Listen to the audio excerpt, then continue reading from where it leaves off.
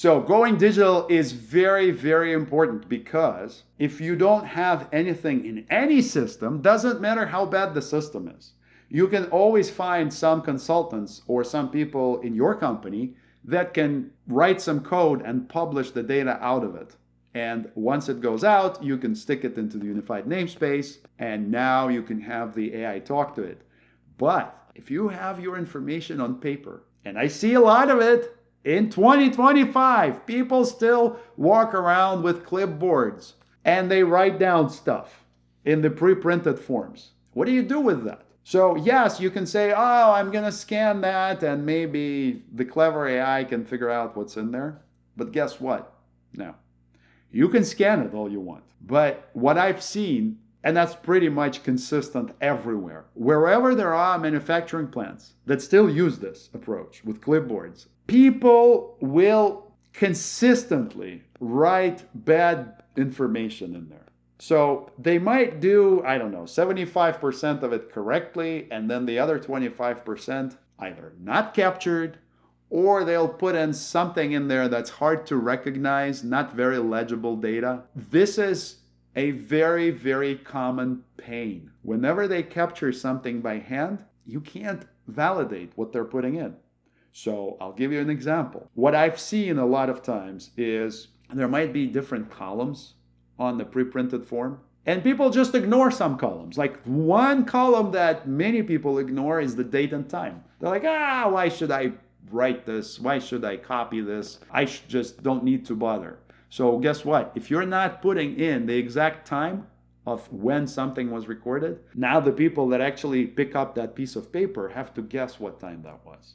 And when you deal with recording sensitive, time-sensitive data, it's very important to understand when that event occurred, down to the minute and the second. So that is skipped. Now, people might skip some other fields that they deem unnecessary, or they might write comments into the numeric fields. So if your system doesn't expect text comments to be there, it will not deal with this in any nice way. So that's why you actually don't want this. People can write in whatever they want. There's no validation. When you have it in the system, now that system and the system designers are responsible for making sure there's at least basic validation, that there's no duplication of records, that if it's a numeric field, then a numeric value goes into it. Things like this.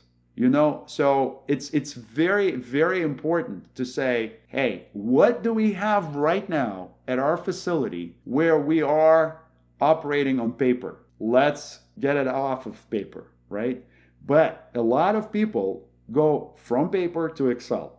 So let me make another note on Excel. If you're running on Excel, you're not digital. It's digital paper, but it's still paper. Why do I say that? Because I have been the resident expert for many years in the world of spreadsheets, where in a big pharmaceutical company, I had to make sure that people who use those spreadsheets don't put in garbage data. We've all heard garbage in, garbage out. It's actually very difficult and cumbersome in Excel to use proper validation, because something will happen and people will say, it's this validation again in my way, but I want to change the spreadsheet. They turn it off. They never turn it back on again. So I would say 95% of Excel users do not use data validation in their spreadsheets because it's not really robust in that regard. So what you end up with when you have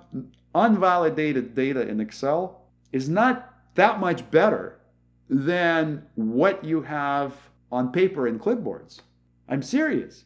Because now you can skip values, now you can write in whatever values you want.